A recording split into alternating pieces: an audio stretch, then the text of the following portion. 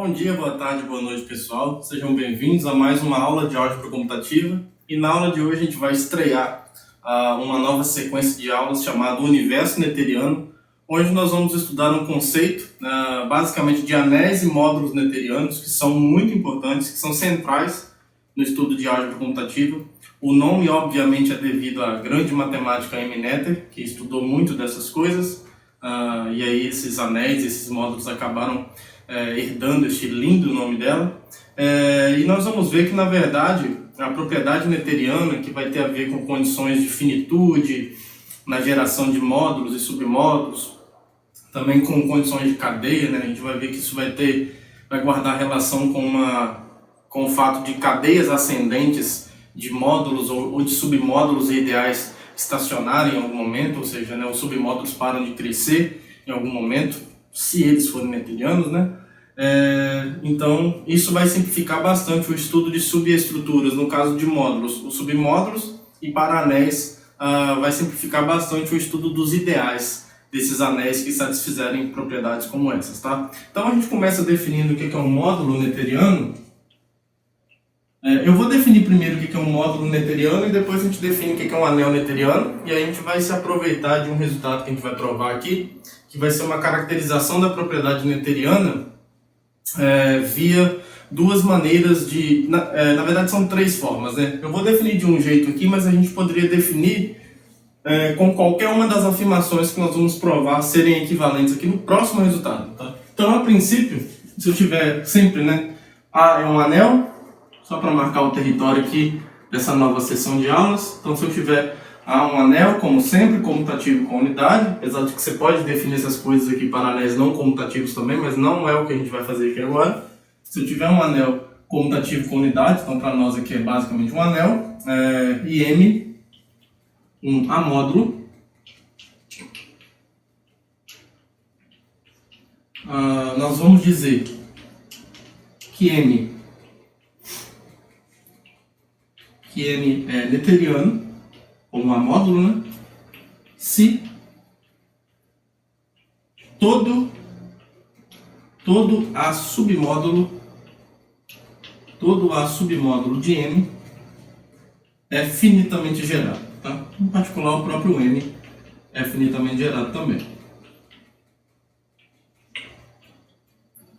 Tá? Então, essa é uma definição do que significa um módulo ser noetheriano. Tá? É se todo submódulo dele for finitamente gerado. Tá? E aí, imediatamente, eu já vou colocar nesse quadro aqui, para a gente aproveitar esses dois aqui para demonstrar. A gente vai mostrar um teorema clássico que nos dá mais duas condições equivalentes a dizer que M é noetheriano segundo essa definição. A gente poderia definir de outras duas formas também. Então, se eu tiver um amódulo, M, então são equivalentes. Vou colocar assim, para ficar um pouco mais curtinho. São equivalentes. M é um amódulo noetheriano.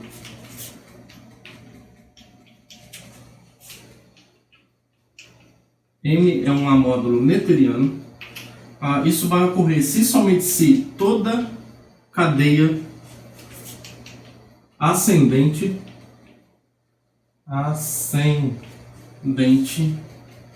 de A submódulos de M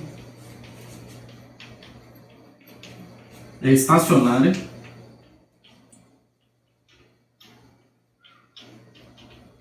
Então, só para relembrar aqui, talvez para quem nunca viu, o que é uma cadeia ascendente de A submódulos, por exemplo? É uma coleção NI, I indexada pelos naturais, tá? Tal que dizer que ela é ascendente é dizer que isso aqui acontece. O N1 está contido no N2, então assim, ela potencialmente cresce, né? Isso aqui acontece, né? Que a gente, digamos, a gente resume isso aqui dizendo que o NI está contido no NI mais 1 para todo I natural, tá? Então, isso daqui é uma cadeia ascendente de submódulos do M, né? Claro, onde cada NI aqui é um submódulo do M. Tá? E aí a gente diz que ela é estacionária quando em algum momento a gente tem certeza que ela para de crescer. Ou seja, a partir de um certo índice, a gente vai dizer que ela é estacionária se existir um I0 natural, tal que a partir desse índice I0, todo mundo é igual. Tá? Todo mundo é igual ao I0. Para todo I natural, I maior ou igual ao I0. Tá? Então, dizer que ela é estacionária é que ela atinge um certo índice que dali para frente você tem igualdades, na verdade, tá? Não tem a menor chance de ter inclusões estritas, tá? Então, só para talvez alguém nunca tenha visto essa definição de cadeia ascendente e dessa cadeia ser estacionária, bom, é isso daqui que significa, tá? Beleza, então eu vou apagar aqui rapidinho para a gente continuar. E aí a outra condição equivalente aqui é que toda coleção não vazia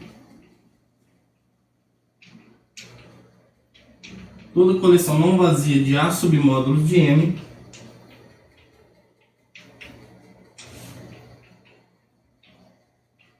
admite um elemento maximal. Claro que maximal com relação à inclusão, né? Que é a ordem parcial que é possível colocar nessa coleção. Canonicamente, pelo menos. Tá? Então vamos demonstrar esse teorema. Eu já vou apagar aqui, para a gente poder usar esse espaço aqui para demonstrar ele. Tá? Aqui está a definição. Para nós, um módulo noetheriano é aquele cujos todos os submódulos são infinitamente gerais. Tá? Então a gente começa a demonstração desse resultado. Vamos começar com A implica B. A gente vai assumir que o módulo é noetheriano e a gente quer mostrar então que toda cadeia ascendente de submódulos de M, eu esqueci de escrever, né? Toda cadeia ascendente de A submódulos de M, né? Isso, é estacionário. Então, vou pegar uma cadeia qualquer. Então, seja a NI e natural, uma cadeia de A submódulos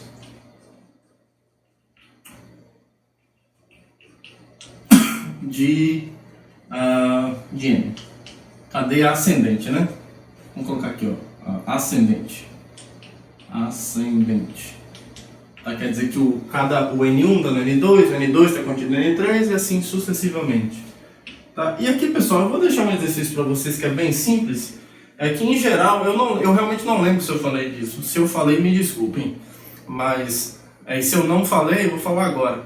Lembra que quando a gente falou de anéis e ideais, a gente mostrou que em geral, a união de ideais não é um ideal. Só que a gente mostrou que quando essa coleção que eu estou unindo, ela é totalmente ordenada, ou seja, uma cadeia, a união é um ideal. E a gente provou isso lá, acho que na aula de ideais, lá na alfabetização em anéis. Faz bastante, já tem bastante aulas atrás.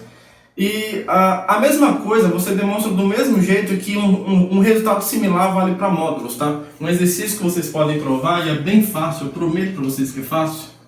É só você olhar como eu fiz para ideais lá e tenta seguir a mesma filosofia. É que se isso daqui, aqui não precisa ser nem enumerável, tá? Se eu tiver uma coleção arbitrária de A submódulos, desde que ela seja uma cadeia, né? Não precisa ser ascendente. Tá? Se isso aqui é uma cadeia de A submódulos, e cadeia aqui quer dizer que essa coleção é totalmente ordenada. Então, se você pegar dois módulos aqui dentro, dizer que é uma cadeia é dizer que essa coleção é totalmente ordenada. Então vale a tricotomia com relação à inclusão, que em geral não vale, mas aqui eu estou assumindo que vale.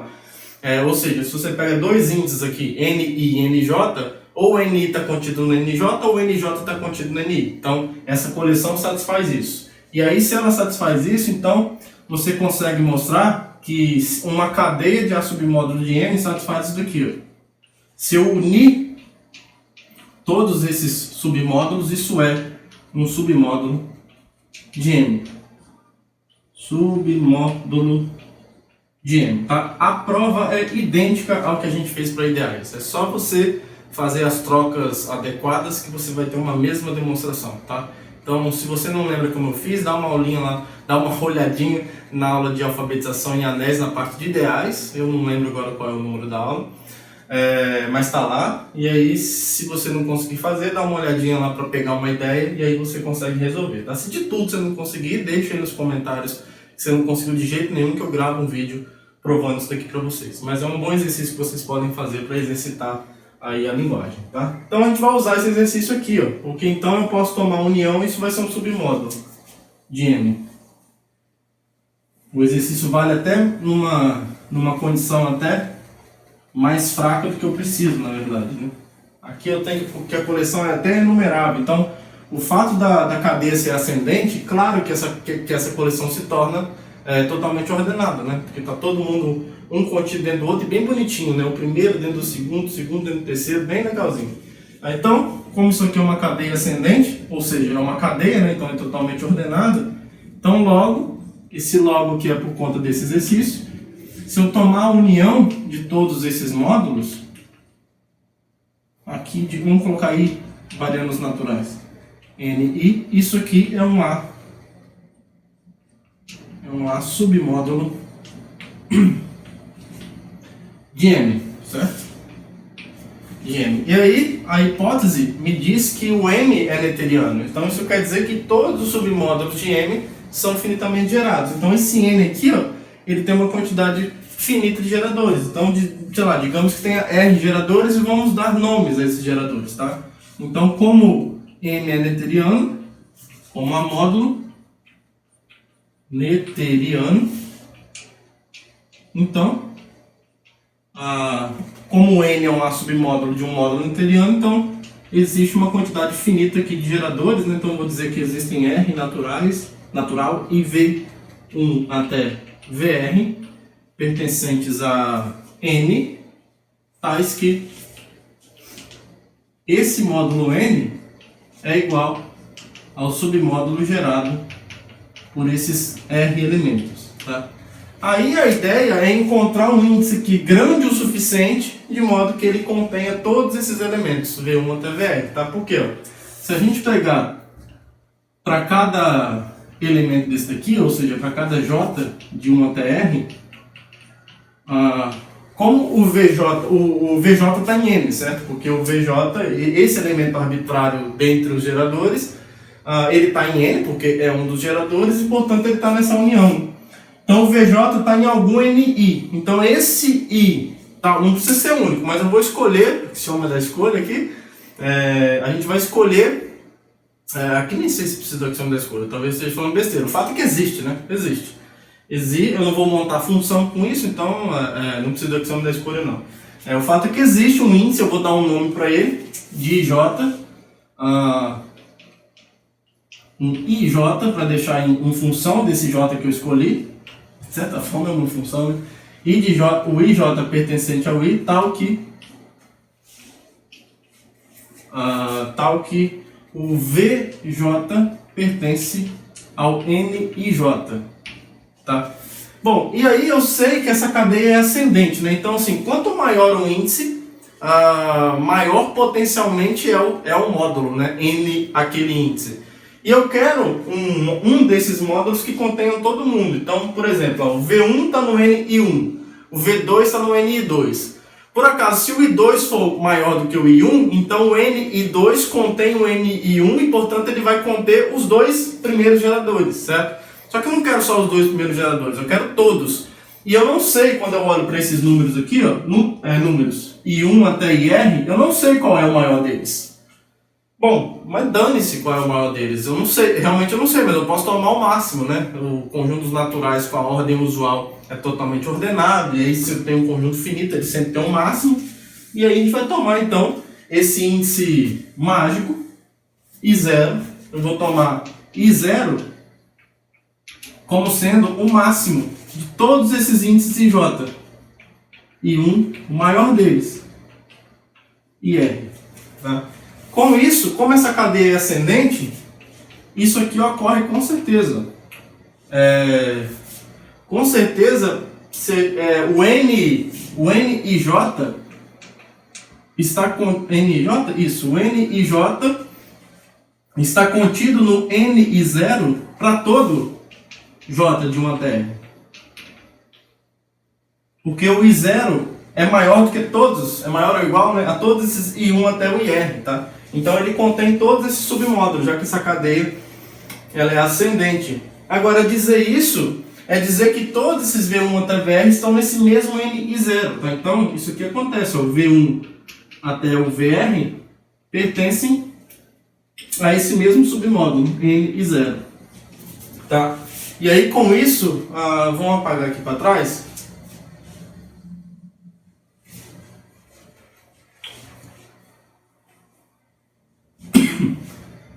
Isso aqui vai implicar, então, que, bom, se todos esses geradores estão no N0, é porque o submódulo gerado por ele está contido aqui. Só que o submódulo gerado por ele é o N. Então, o N está contido no N0, tá? Agora, por outro lado, o N0 está contido em N. Tá? Porque o N eu já apaguei aqui, mas o N é a união de todos os NIs. Tá? Então, por outro lado,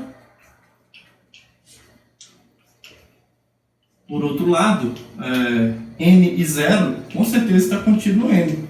Tá? Todo o NI está contido em N. Então, o que a gente conclui é que esse N aqui é o próprio N0. Então, a gente achou um índice que agora com certeza a gente consegue mostrar isso daqui. Ó. A gente vai mostrar que o NI é igual ao NI0 para todo o I natural com I maior ou igual a I0. Tá? E a prova disso é bem fácil agora, porque todo o N já é um N0. Então, se a gente pegar um I maior ou igual a I0, de fato,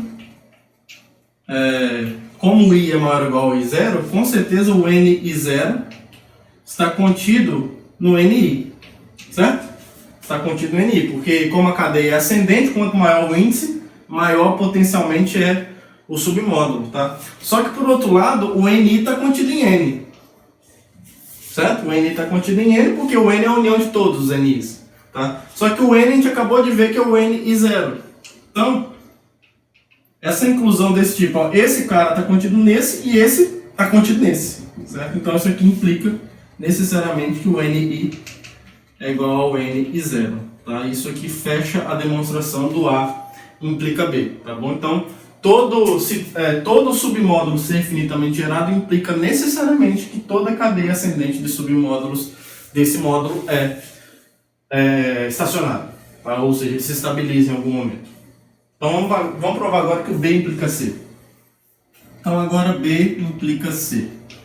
Agora, a hipótese que eu tenho é que toda cadeia ascendente é estacionária, e aí eu tenho que mostrar que toda coleção não vazia de A submódulos possui elemento maximal. E aí a gente vai fazer isso por indução.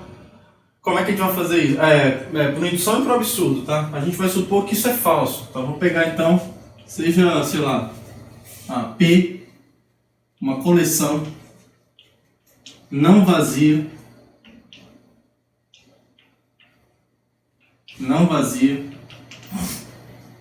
de A submódulos de M, e eu quero mostrar que ela admite que esse P admite elemento maximal, né? Então vamos supor por absurdo, suponho por absurdo que seja falso. Suponho por absurdo que P não admite elemento maximal.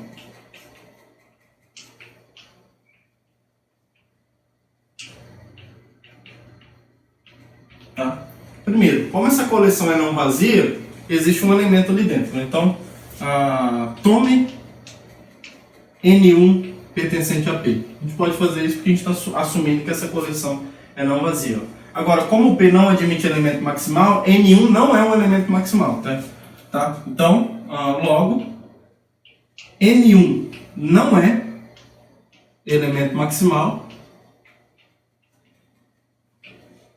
Isso aqui implica necessariamente a existência de um N2, de um elemento que está nessa coleção, que é estritamente maior que o N1. Maior com relação ao quê? Qual é a ordem parcial? A inclusão. Então existe um N2 aqui, tal que o N1 está contido propriamente no N2. Tá? Aí você aplica o mesmo argumento agora. O N2 está em P, e ele também não pode ser um elemento maximal pela hipótese que a gente está fazendo. Então vai existir um N3 em P que contém o N2 estritamente. E aí você aplica a hipótese de novo que o N3 não pode ser maximal e você constrói um N4. Aí você percebe que você vai construir uma cadeia de A submódulos que ela é ascendente, que ela nunca vai ser estacionária, porque em cada passo a gente consegue uma inclusão estrita. Então não tem a menor chance de se estabilizar em nenhum momento, porque em todos os passos intermediários a gente consegue uma inclusão estrita, tá? E aí, para fazer isso formalmente, você faz um processo indutivo, né? Então, supondo que N1 e Nn são, ou N-1 são A submódulos, vou colocar assim, ó. Supondo que N1 até N-1 pertencem a P, são tais que, a gente já conseguiu isso para o 1, né?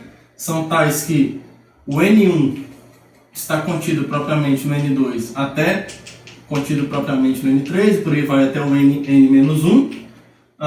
Nn-1 não é elemento maximal em P, porque P não admite elemento maximal, é isso que eu estou assumindo. Então, isso implica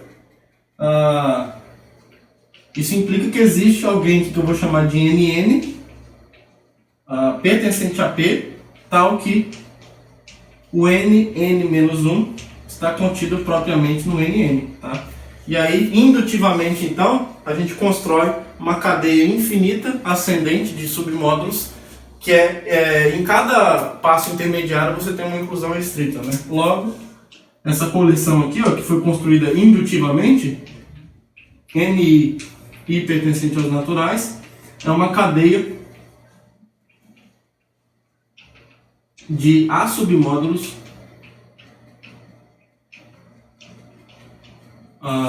ascendente, A submódulos Dm, né? Vou colocar assim, ó, Dm, ascendente e não estacionária. Vou colocar aqui embaixo, aqui.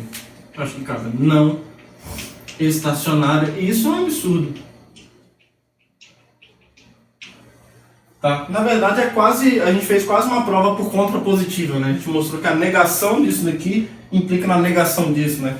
Você poderia escrever assim, ó, se existe uma coleção não vazia que não admite elemento maximal, então a gente provou que existe uma cadeia ascendente de A submódulos que não é estacionária. Então, foi uma demonstração por absurdo, né? Mas na verdade é uma contrapositiva, né? Na verdade, a gente fez uma demonstração por contrapositiva, por contrapositividade, mas tudo bem. Então está demonstrado que B implica C, né? A existência de uma coleção não vazia de submódulos que não admite elemento maximal mostra que existe uma cadeia ascendente de submódulos que não é estacionária. Tá bom? Então B implica C foi. Agora, para fechar, só falta mostrar que o C implica A. Então C implica A. A gente quer mostrar agora então que M é noetheriano. Né? Em segunda definição que nós demos, mostrar isso é mostrar que todo submódulo de M é finitamente gerado. Então eu vou pegar um N qualquer e quero mostrar que ele é finitamente gerado. A hipótese agora é que qualquer coleção não vazia admite um elemento maximal, não vazia de submódulos, né? Então seja N um A submódulo de M, e o nosso objetivo é mostrar que N é finitamente gerado, tá? A ideia aqui é a gente pegar essa coleção aqui, ó. Já que eu quero usar a hipótese C, a condição C, a gente precisa, né, de uma coleção de submódulos. E uma coleção que vai ajudar aqui é essa daqui, ó. Então, considere a coleção, considere a coleção dada assim, ó.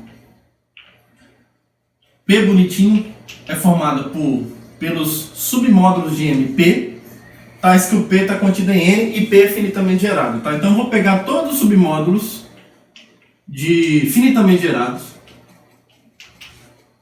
Submódulo finitamente gerado de M, tal que o P está contido em N. Né? A gente poderia já falar da coleção de todos os submódulos finitamente gerados do N também, não tem problema. Mas eu vou olhar para todos os submódulos do M finitamente gerados que são contidos em N. Tá? Bom, primeira coisa, isso aqui é diferente de vazio porque o módulo nulo está aqui dentro, certo? Então, o submódulo nulo sempre é finitamente gerado, ele é gerado pelo elemento neutro do módulo, tá? Então, como o módulo nulo, 0m, pertence a P, claro, ele é finitamente gerado, está contido em N, porque todo submódulo contém o módulo nulo, então o P é diferente de vazio. E aí a ideia é mostrar que, a partir da garantia que o item C me dá, de que esse elemento, que essa coleção tem um elemento maximal, um módulo maximal, digamos assim, o nosso objetivo vai ser mostrar que ele tem que ser o próprio N. Tá? A ideia é você pegar o maior possível, finitamente gerado aqui dentro do N, e mostrar que não tem jeito. Esse maior, com relação à inclusão, vai ter que ser o próprio N. E aí, em particular, já que N vai ser igual a um módulo que é finitamente gerado, o N vai ter que ser finitamente gerado. Tá?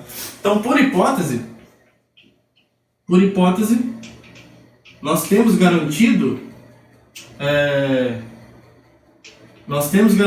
que aqui o P, essa coleção P admite um elemento maximal.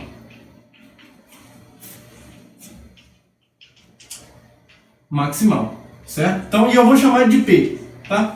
Vou chamar de P. Beleza? Então, o P sem ser caligráfico, né? Um P normal. Não seja lá o que isso significa, né? P normal.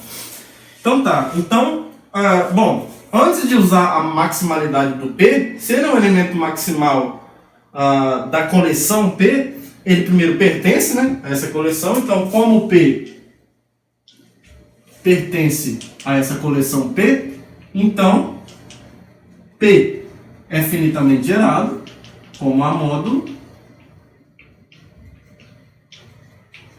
e mais.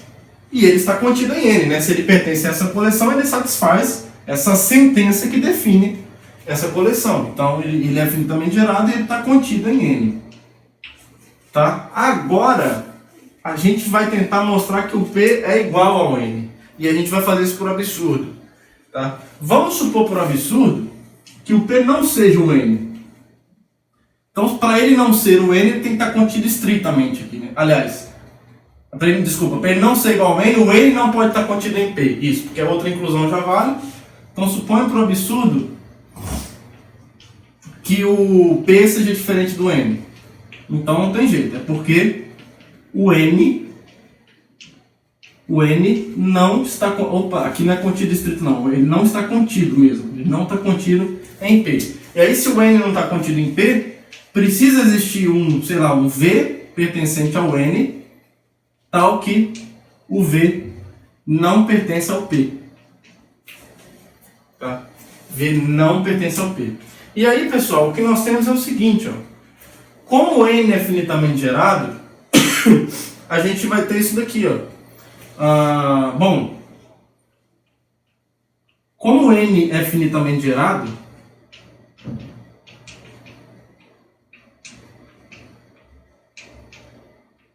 então, esse módulo aqui, ó, que é o N... desculpa, não é o N que é finitamente gerado, não, é o P. N eu quero mostrar, né, que é finitamente gerado. Como o P é finitamente gerado, então esse módulo aqui, ó, dado pela soma de P com o submódulo gerado por V, esse aqui também é finitamente gerado. Né? Vamos dizer, por exemplo, que você consegue R geradores por P. Então esses R geradores com esse V aqui formam um conjunto finito de geradores para isso daqui, tá? Sem nenhum problema. A soma de submódulos finitamente gerado é finitamente gerado. Você pode fazer isso como um exercício rapidinho ali, mas é bem óbvio, né? Bem claro. Agora, isso aqui é finitamente gerado e isso aqui acontece, ó. E como P mais A vezes V, isso daqui pertence desculpa, está contido em N. Por que isso está contido em N? Porque o P está contido em N e o V não está em P, mas está em N. Então, o submódulo gerado por V está em N. Então, P está em N, o submódulo gerado por V está em N, a soma dos dois está em N. Então, essa soma aqui, ó, satisfaz essas duas condições. Então, essa soma está nessa coleção. Deixa eu apagar aqui embaixo. Nós vamos continuar aqui, ó, debaixo da linha rosa aqui, tá? Então, como isso aqui acontece, então esse P mais A vezes V, ou seja, submodo gerado por V, pertence a essa coleção. Agora, isso aqui acontece, ó, mas como o V não pertence ao P, vamos ver aqui, ó, o V não pertence ao P, então isso, o V não pertence a P, então isso aqui acontece. O P está contido propriamente nesse submódulo de N, que está dentro do N. Agora isso aqui, ó, contraria a maximalidade de P, porque se isso daqui pertence a essa coleção P e esse cara contém P, os dois tinham que ser iguais. Tá? Não tem ninguém maior do que o P aqui dentro dessa coleção. Mas essa hipótese aqui foi suficiente para encontrar alguém que é maior na coleção do que alguém que é o elemento maximal dessa coleção. Isso é um absurdo, tá? Então isso aqui é uma contradição. Contradizendo, para ser mais claro ainda, contradizendo a maximalidade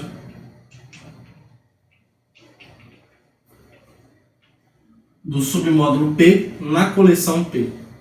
Tá? Então isso aqui fecha a demonstração, porque então logo, fechando um absurdo aqui, ó, a gente começou o absurdo aqui, a gente pode fechar ele aqui, então os dois são iguais. Tá? Logo N é igual a P, que é finitamente gerado. Esse P a gente conseguiu finitamente gerado, está ali em cima, que é, colocar assim, ó, finitamente, um FG, finitamente gerado.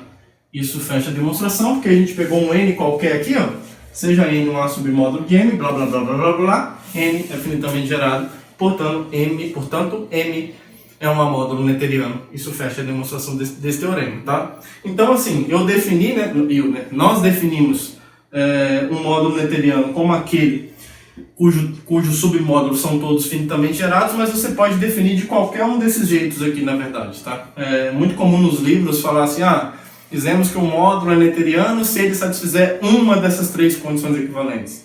Tá? Dá no mesmo. Beleza? Então, qualquer uma dessas condições caracterizam o módulo neteriano. E aí, aproveitando essa definição, a gente define o que é um anel neteriano, então. Tá? Então, um anel A é chamado neteriano.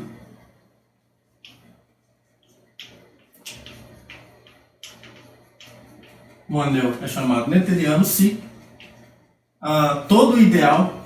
desculpa, isso vai vir depois. Se A é um amódulo neteriano. Certo? Todo anel é um módulo sobre si mesmo, né? E aí a gente disse que o anel A ele é um anel neteriano se ele é um amódulo neteriano sobre ele mesmo, tá? E aí isso aqui pode parecer... Como assim? Bom, como um corolário desse teorema, a gente consegue descrever os anéis neterianos praticamente desse jeito aqui, mas fazendo as traduções para o contexto de anéis. Já que no contexto de anel, submódulo nesse contexto aqui, a submódulo do A são os ideais dele. Tá? Então a gente vai traduzir essa linguagem dos módulos neterianos para anéis neterianos, trocando submódulo por ideal. É basicamente isso. Tá? E aí não tem nem o que fazer, segue direto desse teorema. Tá? Então, se eu tiver um anel, então, é um anel neteriano. Vou até escrever com mais ênfase, anel neteriano. Depois eu vou até explicar para vocês por que é bom dar essa ênfase e não deixar esse termo neteriano solto assim. Vou explicar para vocês depois. A é anel neteriano se somente se todo o ideal de A é finitamente gerado,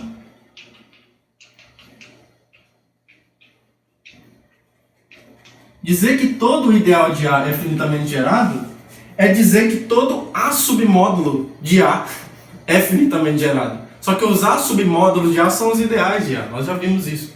Tá? Então por isso que não tem o que fazer, tá? Só aceitar. O item C, então a gente reescreveu essa primeira condição em termos de ideais. Agora a gente vai reescrever essa condição em termos de ideais. Então olha aqui, ó, toda cadeia, isso aqui é equivalente a dizer que toda cadeia ascendente de ideais de A é estacionária. É estacionário. Tá? E isso é equivalente, agora a gente vai reescrever ou traduzir essa condição aqui para ideais, que é equivalente a dizer que toda coleção não vazia de ideais de A admite um elemento maximal.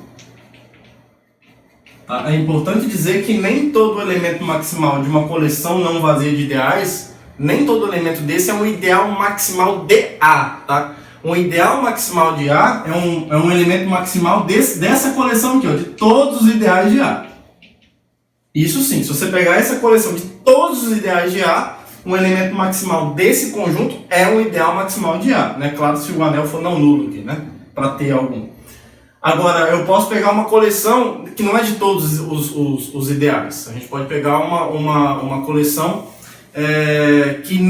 que ali eu não vou ter ideais maximais, certo? Então, não necessariamente um elemento maximal dessa subcoleção é um elemento maximal de toda a coleção de ideais do anel A. Tá? Esse passo, em geral, essa inferência em geral é falsa. Tá? Então tem que tomar um cuidado com isso. Nem todo elemento maximal que você obtém de uma coleção não vazia é maximal no anel A. Isso não. Ele é maximal nessa coleção, especificamente. Beleza, pessoal? Então, bom, esse corolário não tem o que fazer. Né? Como eu disse para vocês, ele segue imediatamente do fato de que usar submódulos do anel A como A módulo são seus ideais. Então isso aqui é só uma tradução desse teorema para o caso em que M é igual a A. Só. Tá? Então, A é um A módulo neteriano, é dizer que A é um anel neteriano. E aí vale aqui todo aquele restante ali. Tá bom? Beleza. Então, vamos fazer alguns exemplos. Tá? Vamos ver alguns exemplos aqui agora. Então, olha só, se a gente está pensando em anéis neterianos, bom, pelo que a gente acabou de ver, os anéis neterianos são aqueles que os seus ideais são finitamente gerados, né? A gente já viu algo parecido com isso quando a gente estudou a noção de anel principal. Um anel é principal quando todos os seus ideais são gerados por um único elemento. Então, o anel principal é um caso particular de um anel neteriano, já que se todos os ideais são gerados por um único elemento, em particular é uma quantidade finita de geradores. Tá? Então, exemplos de anéis neterianos que surgem de cara são todos os anéis principais. Tá? Todo anel principal é neteriano, sem sombra de dúvida. Sem sombra de dúvida, tá? Então, por exemplo, a partir desse exemplo, a gente consegue, por exemplo, Z é um domínio neteriano, porque ele é um domínio principal.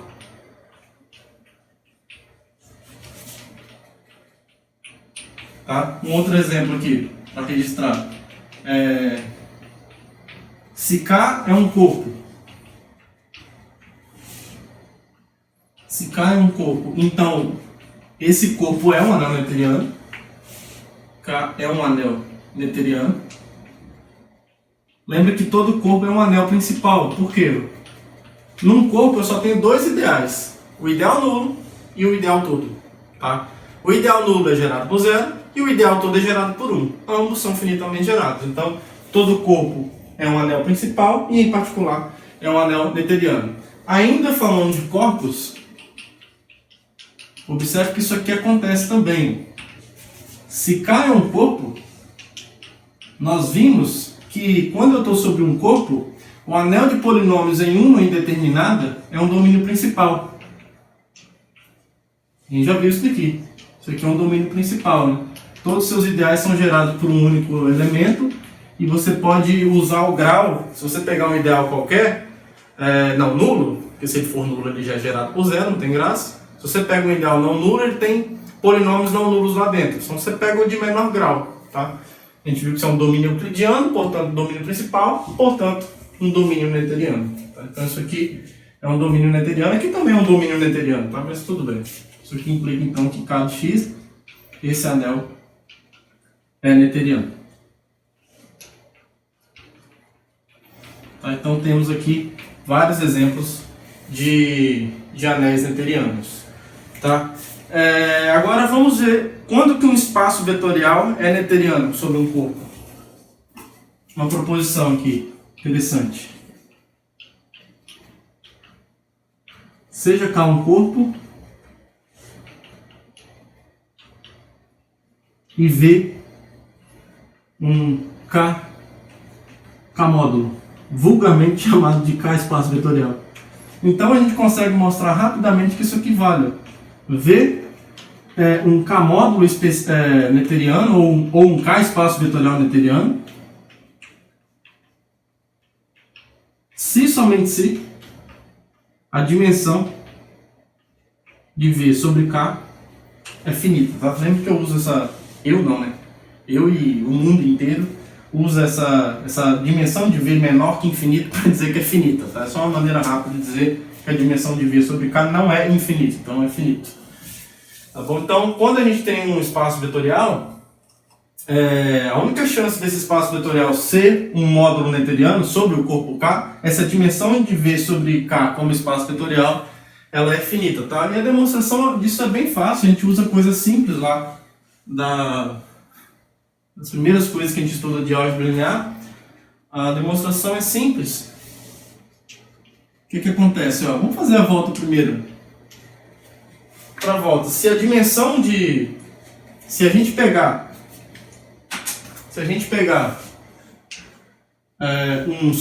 um K módulo, um K submódulo, né, W, que é a mesma coisa que K subespaço vetorial, se eu pego um K submódulo de V, a gente já sabe que, como a dimensão de V é finito, então a dimensão de qualquer subespaço vetorial sempre é no máximo a dimensão do espaço todo, digamos assim, que é finito. Então a dimensão disso daqui também é finito, certo? Então a dimensão de W sobre K é finito também. Tá? Então isso implica, se a dimensão dele é finita, porque tem uma base finita. Em particular, tem um conjunto gerador finito. Então, em particular, W é um K espaço vetorial finitamente gerado ou um K módulo finitamente gerado.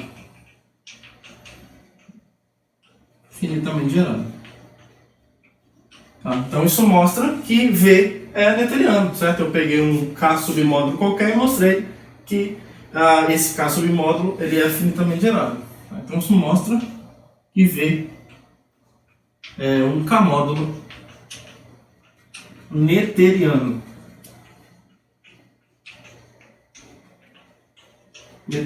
E aí para a volta a gente usa quase a mesma coisa. Olha só.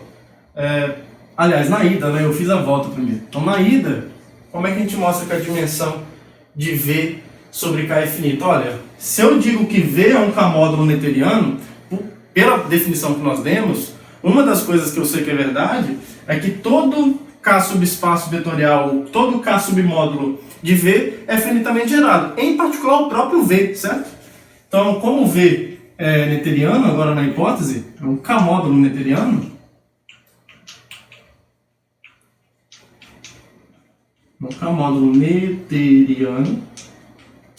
ficou feio aqui. Não sei se é assim que vai fazer a divisão de sílabas, mas vamos supor que seja. Como V é um K módulo noetheriano, então a V é um K módulo finitamente gerado.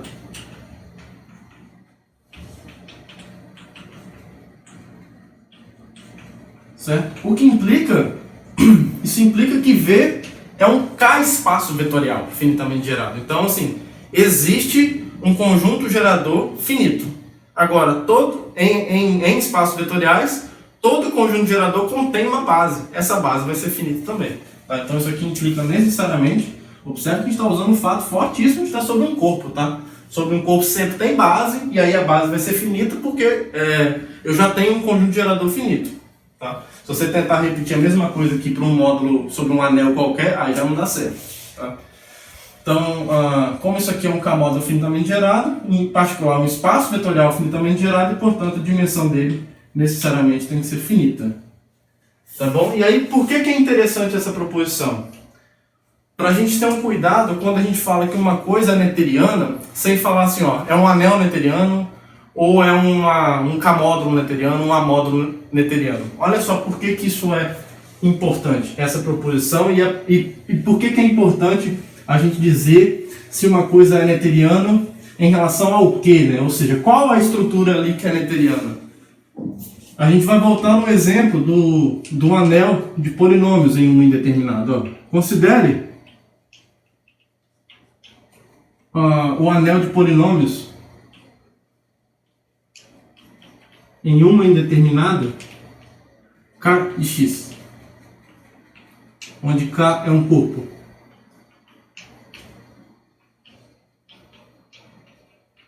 Então a gente tem duas coisas. Ó. Primeiro, nós vimos que esse anel é neteriano. Ele é um anel, isso aqui é um anel, certo? Como anel, ele é neteriano. Por quê? Porque isso aqui é um domínio principal. Então, se ele é um domínio principal, todos os seus ideais são gerados por um único elemento, em particular, todos os seus ideais são gerados por uma quantidade finita de elementos. Portanto, ele é um anel neteriano. Então, isso daqui, como anel, ele é neteriano. Agora, olha só o que a gente tem por outro lado. A dimensão, esse anel de polinômios sobre K também é um espaço vetorial sobre K, certo? Isso é uma álgebra, né, sobre K, tá? Em particular, é um espaço vetorial sobre esse corpo. Então, só que esse espaço vetorial, ele não tem dimensão finita. A dimensão dele é infinita, tá? Uma base que você consegue obter para esse espaço vetorial, por exemplo, são todos os monômios de x. Começa com 1, depois x, x ao quadrado, x ao cubo, x à quarta, x à quinta e por aí vai. Esse conjunto x elevado a n com n maior ou igual a 0, se você convenciona que x elevado a 0 é 1, só para não ter que ficar fazendo separação de casos, isso é uma base infinita para isso daí, tá bom? Então a dimensão de k de x como espaço vetorial é infinita. E pela proposição que a gente acabou de ver, não tem condições do k de x ser um K-módulo neteriano. Então, apesar do k de x ser um anel neteriano, ele não é um K-módulo neteriano. Por que ele é um anel neteriano? Porque nesse contexto eu estou vendo o k de x como um módulo sobre ele mesmo. Aqui não. Aqui eu posso enxergar o k de x como um módulo ou como um espaço vetorial sobre o corpo K. E nessa estrutura, essa estrutura não é neteriana. A estrutura desse anel de polinômios como K espaço vetorial não é neteriana. A estrutura de anel dela é neteriana. Tá? Então tem que ter muito cuidado quando você, principalmente quando a coisa for uma álgebra, então assim, ela tem uma estrutura tanto de anel quanto de espaço vetorial ou módulo sobre alguma coisa, não precisa ser um corpo. Se você tiver numa álgebra, ele tem uma estrutura de amódulo e tem a estrutura dele próprio de anel. Então, quando você se referir a esse camarada que é uma álgebra como algo neteriano, é bom você frisar se ele é neteriano como anel ou como módulo sobre o anel base dessa álgebra. Tá? Tem que ter muito cuidado com isso, porque uma ser verdade não implica que a outra é verdade. Tá? Então, como essa dimensão aqui é infinita, pelo que nós acabamos de ver, esse anel de polinômios aqui não é, vou botar bastante ênfase aqui, um K-módulo neteriano, apesar de ser um anel neteriano. Tá? Então precisamos ter muito cuidado com isso, por isso que eu quis provar aquela proposição, além do resultado interessante que ela traz, ela nos permite fazer esse alerta aqui, tá? Para que a gente não corra o risco de achar que porque a coisa é neteriana, então, se ela for um módulo sobre qualquer outra coisa, essa estrutura de módulo vai ser neteriana também. A princípio, não. Precisa ter um cuidado. Beleza. E aí, para fechar, vamos dar um exemplo aqui de um anel que não é neteriano, né? Porque fica parecendo que todo mundo é neteriano como anel, e não é verdade. Tá? Um exemplo clássico de um anel neteriano é quando você considera um anel de polinômios numa quantidade enumerável de indeterminadas, tá? Considere um anel de polinômios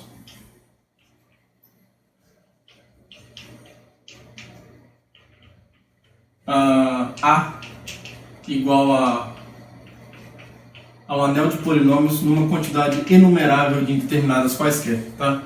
Quaisquer não, inumerável, né? Então x1, x2, x3, por aí vai.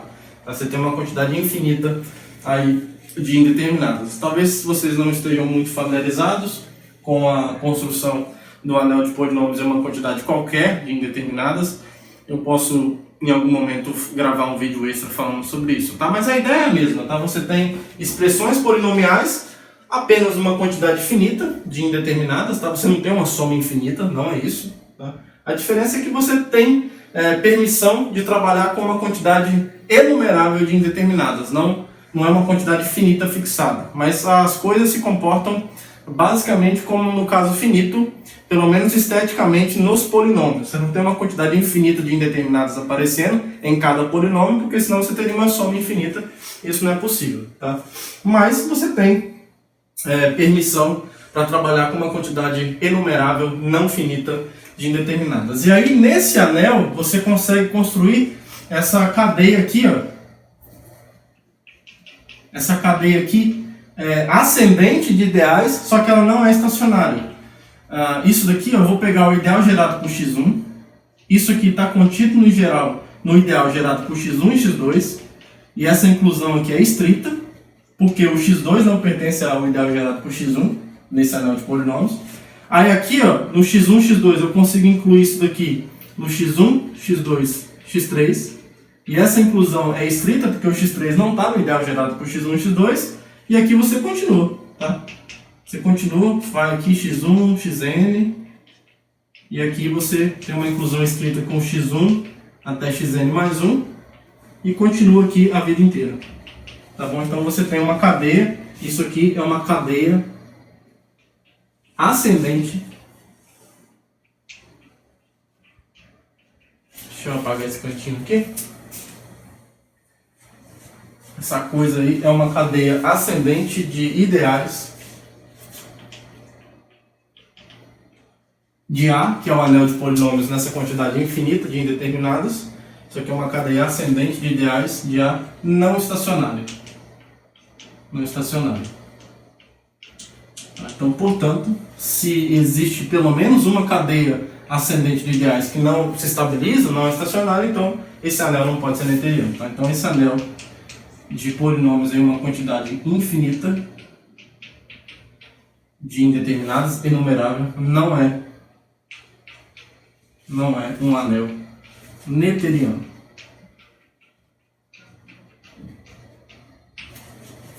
Tá bom? Para ser bastante sincero, por enquanto a gente não vai trabalhar muito com essa noção de anéis de polinômios em infinitas e indeterminadas. Por enquanto, a grande utilidade mesmo dele é fornecer contra-exemplos para a gente, né? Para a gente não achar que todo mundo sempre é noetheriano. Tá? Esse anel não pode ser noetheriano porque ele admite essa cadeia ascendente de ideais que não se estabiliza, que não é estacionária. Tá, pessoal? Então, para uma primeira aula sobre anéis e módulos noetherianos, a gente vai ficar por aqui. A gente vai explorar muito esse conceito, essa noção. Ela é sempre, como eu disse para vocês no início da aula, ela é importantíssima, ela é um dos conceitos mais importantes da álgebra computativa, especialmente ao mesmo tempo que ela simplifica o estudo de ideais e submódulos, mas também ela abarca, digamos que os principais anéis que a gente estuda na vida real, especialmente em geometria algébrica, por exemplo.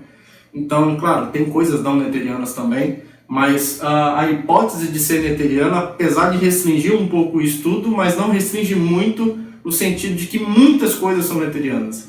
E aí essa facilitação que ela traz no estudo dessas coisas, como muita coisa é noetheriana, compensa esse esforço de estudar profundamente como que os anéis e módulos noetherianos se comportam em relação a vários pontos de vista diferentes, tá? Então é isso que a gente pretende fazer nessa sequência de aula. Espero que vocês tenham gostado, que todos tenham um bom dia, boa tarde, boa noite. Um abraço para todo mundo e até a próxima aula. Tchau, tchau. Now the world don't move to the beat of just one might be right for you.